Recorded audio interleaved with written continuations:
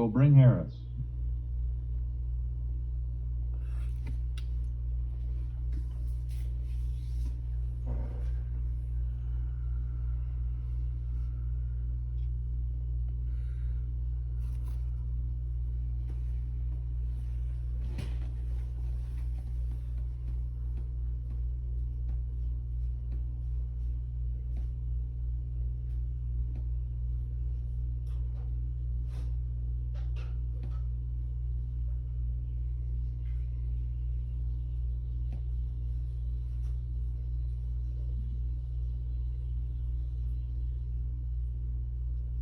All right, calling lines. Now I've lost my calendar. I believe he's 7 and 8. I'm sorry, 11 and 10. Nicholas Harris. All right.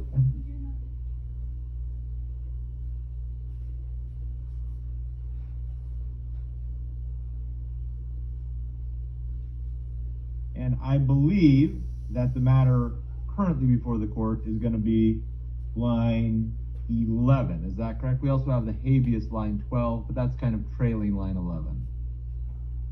All right, and on line 11, docket 190602, we're here for hearing on the defense's 1172.1 petition. And I have reviewed the materials provided by the defense. Did the people wish to be heard? The people have also reviewed the materials submitted by the defense. After review of the materials and after discussion with counsel, we have not filed opposition papers. So we defer to the defense on legal argument and will respond to any representations at that time, but have not filed an opposition. All right, Bhargava. So Your Honor, I think the recall. Microphone closer. Well, there's another one there. You just have the microphone turned away from you. You know that we have people attending the meeting today, Your Honor. So there are, the first question for the court is whether to recall. He's on. And I submit all my papers on that, but then reserve argument as to resentencing. Okay. So, I have reviewed from the defense an initial petition filed on or about September the 5th. There was then some supplemental materials filed September the 20th on or about.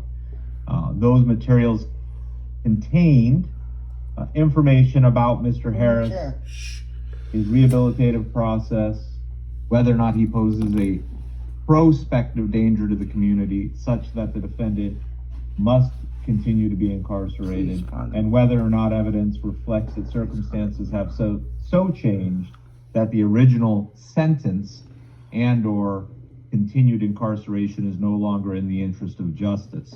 The court reviews all of this material from the grander matrix that the court is instructed in 1172.1 to try to mitigate any sentencing disparities, meaning anyone who was sentenced, as Mr. Harris was decades ago, how he would be treated now. With all that information in mind, the court at this time believes that the defense has overcome the threshold that it would need to demonstrate that it is in fact in the interest of justice for the court to now recall the sentence of Mr. Harris. While Mr. Harris is not otherwise inclined to or entitled to a presumption of recall, as this is initiated by the defense, the materials provided to date by the defense satisfy the court that those interests are met. Do either side wish to be heard as to that? Indicated. Submit. Then the court recalls the sentence of Mr. Harris, now becomes a sentencing hearing date. Do you waive arraignment for judgment and sentence? Yes. Is there any legal cause why sentence shall not now be imposed? So now we find ourselves in a different universe. So I imagine the defense is going to request a Romero, and I don't know if that is going to be done orally now, or if you wish leave of the court to file some sort of supplemental materials. Your Honor, I'd like to make. Okay. I am very hopeful, given the, as Mr. Harris has often described to me, serpentine path that this case has taken to this court. I have not a single clue what his credits are going to be in this case, so I'm hoping that you've done some calculation of that. I have an original abstract from the original sentencing, but there have been many sentencing since that, so I'm hopeful that you have that for me. Okay, so why don't I go ahead and hear the Romero argument. I actually am going to ask the parties to remain seated because what happens with our new electronic system is nobody can hear you unless you are speaking directly into the microphone in front of you. Thank you, Your Honor. So, Your Honor, as I had indicated to the court before coming to today's hearing, I have provided the court with the amended information in this case, so that I could specify which strike priors we would be addressed. I will be making two arguments today. The first is that now that the judgment is not final, that two of the strike priors are no longer strike priors under current law and therefore cannot be used against Mr. Harris's sentence. The second is that even if the court finds that they are strike priors as a matter of law, that it is not in the interest of justice to use them to enhance Mr. Harris's sentence, and that the court should strike them pursuant to Penal Code 1385. So as to the strike priors that are alleged, I wanted to be clear that strike prior number one, the attempted robbery, is not one that we're asking the court to strike. Strike priors number 2 and 3 are both for assaults with personal use of a deadly or dangerous weapon, or so they were alleged. Those arise from the same docket as the attempted robbery, and I'm going to be asking the court to strike both priors. There is a final strike prior for robbery, docket SA 018292, and that only applies to the three strikes non-life eligible charge, and therefore would not affect his sentence if not. So the priors that I will be asking the court to strike are the two ADWs, assault with a deadly weapon. I wanted to clarify that for the court. Are there any questions? No. So with respect to the validity of the priors and whether they can still be used today, as the court is aware, in People v. Gallardo, Gallardo, 2017, or Al 120, the California Supreme Court applied the constitutional principle of the categorical approach to priors used as strike priors under the three strikes law. And essentially what this did was it took charges that have been used in the past to enhance sentences and required the prosecution to be able to prove that they are actually in fact strikes. And in doing so, it set a number of constitutional requirements for that to happen. Mr. Harris's two priors under Penal Code 245A1 are not categorically strikes. At the time that Mr. Harris convicted of those charges, they could be proved either by proving that he assaulted a person with a deadly weapon or that he assaulted a person with force likely to cause great bodily injury. At the time of Mr. Harris's current offense, neither an assault with a deadly weapon nor an assault with force likely to create great bodily injury would have been a strike. In order for the prosecution to take one of those strikes, they would have to prove that he either personally used the weapon or he personally inflicted great bodily injury. What Gallardo brought us is a different lens to this kind of enhancement. The court can no longer look behind the record of conviction as it did in this case initially to find that a prior assault with a deadly weapon or an assault with force likely is, and use that to enhance the defense. At the time that Mr. Harris was convicted, that was not the law. And so at the time that Mr. Harris was convicted, the court conducted an inquiry into the factual basis of the priors and used them as strike priors. Today, Mr. Harris is facing a new felony charge, and those two charges were alleged as strike priors. It would not be possible for the court to conduct that same inquiry. And the court therefore could not use convictions of 245A1 from this time period to enhance a three-strike sentence. There is not at this time any case law indicating whether or not the court needs to apply the Gallardo analysis on a recalled sentence as we have today. However, there are several cases that suggest that the court must do so. Probably most importantly, there are two cases from the California Supreme Court that uh, that deal with vacated sentences and how the court is to apply prospective changes to People v. Padilla, 2022, 13 Cal 5th, 152. Page 163 states that once a court has determined that the defendant is entitled to resentencing, the result is a vacatur of the original sentence. And in Padilla, in the case when the sentence was vacated, new changes to the law transferred from the court went into effect, and so the case was returned to juvenile court. There are a number of court of appeal cases that follow that same principle. Perhaps even more relevantly, People v. Bikes, EUYs from 2018. The citation is 5 Cal 5th 857 at page 893, which notes that when a part of a sentence is stricken on review on remand for resentencing, full resentencing as to all counts is appropriate. So the trial court can exercise its sentencing discretion in light of the change in circumstances. There are a number of different circumstances in People v. Bikes that the court considered, but the one that I think is most analogous to the Gallardo argument is that there was an out on bail enhancement that one of the defendants was convicted of had previously been. And when the sentence was vacated and the judgment was vacated, the court found that it could no longer impose out on bail enhancement, and the underlying felony had been reduced to sentence. This is similar to Gallardo because it is looking not just at the proof of the charges.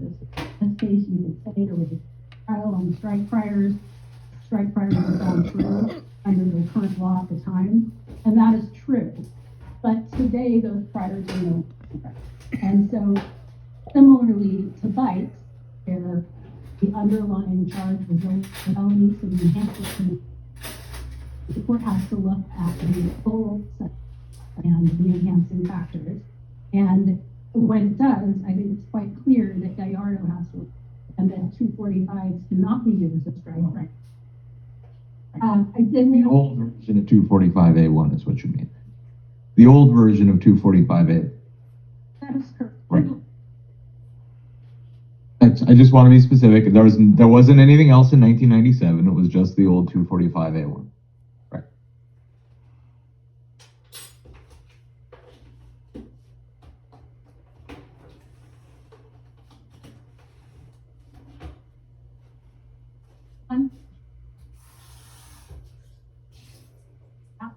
Ray Milton, 2022, 13 Cal 5th, age 93.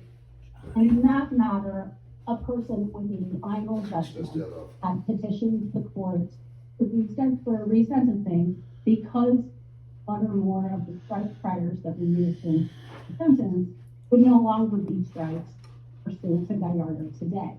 The court found in that case that that in the final judgment, Gallardo cannot be used retroactive. But this case is obviously distinguishable because we are now in a non-final posture with the court having used.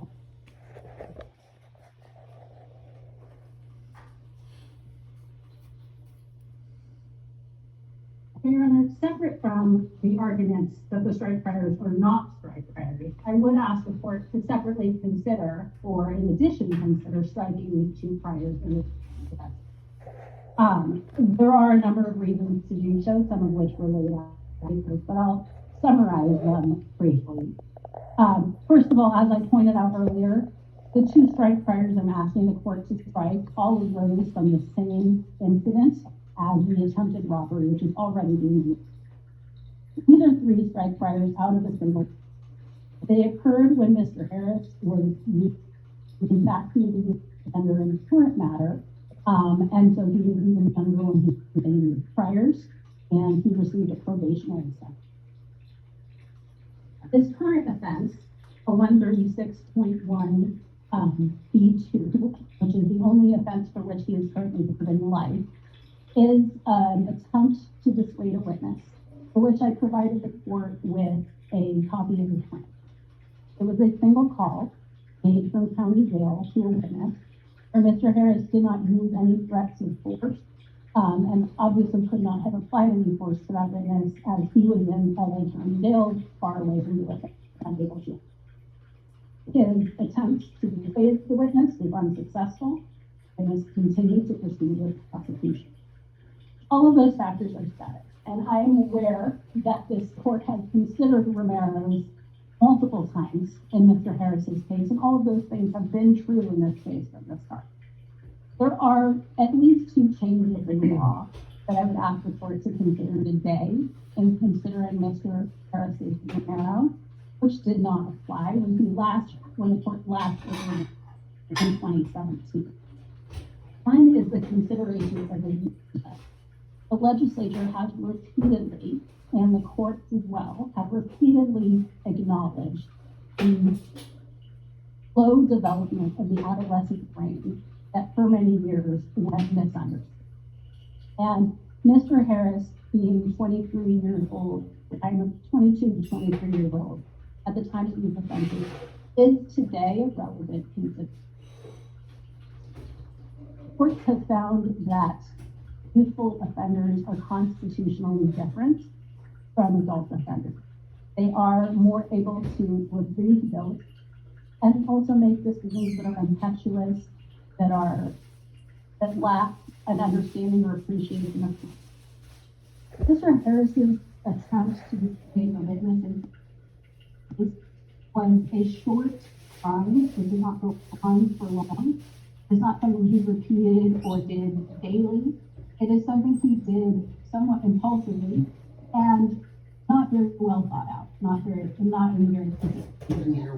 And while the court may have not considered his youthfulness in 2017, today we have multiple cases as well as law that has been written into legislative findings and into the statutes that encourage the court to consider Mr. Harris's youthfulness when determining whether he exercises discretion under the fact.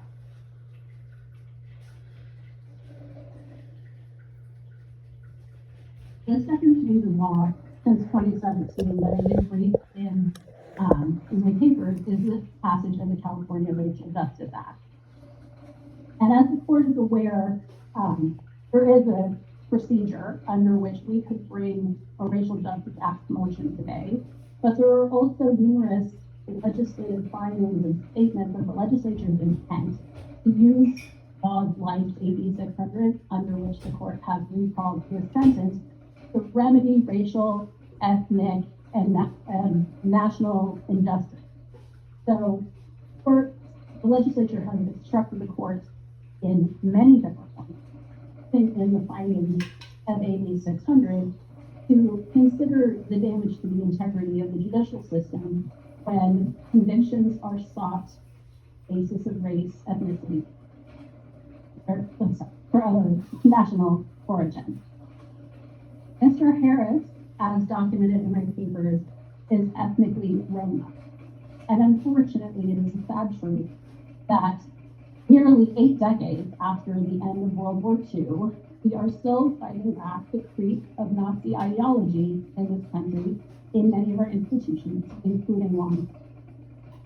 As documented in my papers, the Roma people have been subjected to targeting and discrimination by law enforcement and law enforcement for decades in the United States. In Mr. Harris's case in particular, at least 2 detectives expressed explicit bias and animus towards people and towards Mr. Harris. They made statements along the line of, to give just 2 examples, that so-called gypsies, which is their term for Roma people, believe that they have a God-given right to steal. And another detective said that he didn't believe the gypsies were an ethnicity, but rather a nomadic crime family. The repeated bias that was expressed by these 2 officers infiltrated this prosecution, as documented in my papers, and it is something that was taken up perhaps less explicitly throughout the years, but the same prosecutor who brought this case to trial continued for years and years to advocate for Mr. Harris to remain. And today, 28 years later, he remains in prison after the prosecution has continued to seek a life sentence repeatedly, often characterizing the case in a way that was not, did not match up to the facts of the case, including a narrative that was developed seemingly at the, with the input of the two detectives, that Mr. Harris was not acting alone as a co-defendant, but in fact part of some sort of national crime organization, none of which was presented or proven. The court can consider that history of discrimination that occurred in this case, and that seems to be continuing to occur nationwide and in this county, as documented in my case. But we can consider that in determining whether this sentence that was sought by the prosecution was in fact in the interest of justice at the time he was first prosecuted and is in the interest of justice today. It would be my position that the court should strike the two assault with deadly weapon charges, not only because they are not constitutionally valid priors today, but also because it is not in the interest of justice, like Mr. Harris, following these egregious violations of the Racial Justice Act and questionable acts towards the integrity of the system. And it is not in the interest of justice to like Mr. Harris and the youthful who the strikes occurred when he was young, his commitment offenses occurred when he was, especially when today he has served already 8 years. Finally, I did want to just note that there is one thing that has not changed through every Romero that Mr. Harris has brought, and the court is aware there have been multiple resentencing hearings in this case.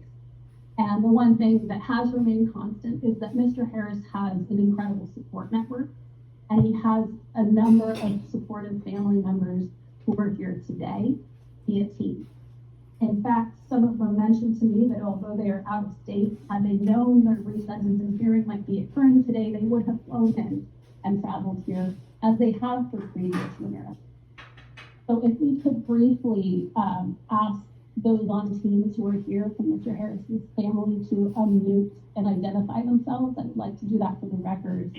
I think it is very relevant to the court's consideration that at his age and after this long period of incarceration, one of the things that most lowers Mr. Harris's risk is the support of family, and he has a number of support. All right, anyone who is here in support of Mr. Harris, if you can just unmute and identify yourself for the record. Yes, hi. Yes.